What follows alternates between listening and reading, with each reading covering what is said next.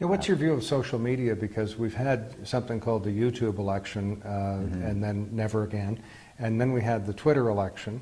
I'm not sure that I saw much of use on Twitter. I didn't go on it myself at all in the last election. So I didn't use it. So is social media for real?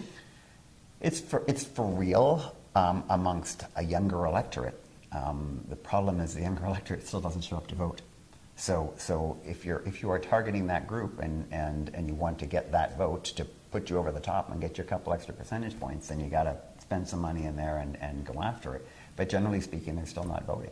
It's unfortunate, but that's they're leaving. The younger generation that's in the streets of Montreal, for example, right now, are leaving the elections for the older generation to decide on their behalf. So you've spent a lot of other people's money on trying to get name recognition and then turn out the vote. Right. In a tight contest with limited funds, where would you spend it? Is it on the campaign? Is it knocking on doors? I guess it depends, but where would you rank some of these tools? In a tight election, the most important thing you can do is make sure you're identifying your vote. So that could be normally phone banking, phoning people and calling them, or identifying them at the door as your supporters. And then keeping a list of those people, and again, making sure they get out on voting day. Tight elections, you have to pull your vote out. Okay, then let's take the conversation to voting day, Right. where you have identified them. The cliche situation is you can call up a party, get a ride to the polls.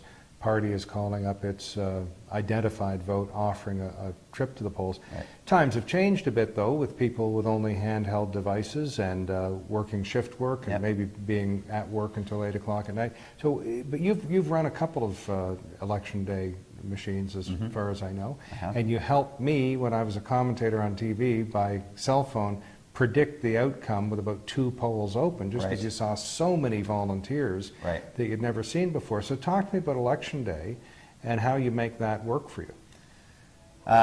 Election day is a massive process, and the campaign manager's job is to get success on election day. So when they drop the writ, you are looking out 45 days, setting out a plan and working backwards from that to figure out how you're going to get your candidate elected, and that involves getting volunteers in the first place, setting out your plan. But I always start at election day and say, on election day, I have 200 polls to cover. I'm going to need 200 poll captains. So start finding me volunteers now. They're going to be there in the polls on those days. At the same time, you're working at this end, starting to identify who your votes are, and you're moving the campaign in 2 directions, from this end back and this end forward. And hopefully by the time they meet in the middle, you're ready to pick up the organization that you've got at this end and sweep through the finish. There are errors and omissions in campaigns. One that I know of, couldn't get the signs out, couldn't get them ordered, couldn't get them up, lost the sign war. And as a few volunteers were cleaning out the incumbent's office because he'd lost the election, they found hundreds of signs from the last election that could well have been used, nothing out of date about them, a nutty little error to make.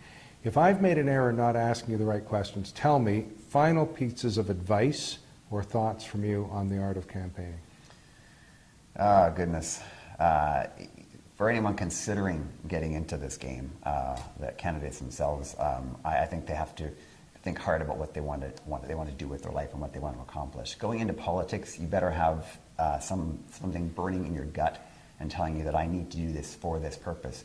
Because going to Ottawa or going to Queen's Park or going to City Hall, it's very tough to make change. You've got a bureaucracy in Ottawa and Queen's Park that are really running the show. The politicians are the temporary masters. And going in with one great idea and hoping you accomplish that in your 4 years would be brilliant. If you're not in cabinet, the chances of you accomplishing a major goal to change the world diminish significantly. You're going to be concentrated on the local level and serving your riding, and a lot of people have very satisfactorily done that, got a great deal of satisfaction out of doing it, and enjoy the local level and helping small businesses and helping their organizations within the riding and making their community a better place. It's all very noble. At the same time, you are going to eat a lot of rubber chicken for going to events that you don't really want to be at. Your schedule is going to be completely controlled by someone else. It's a great strain on your family life and on any personal space or free time that you have, and it's a really huge step. I mean, you really have to consider all those things before getting into it. Kevin, those who have listened and watched are a little closer to being masters of the art of campaigning, thanks to you, and thank you. Great.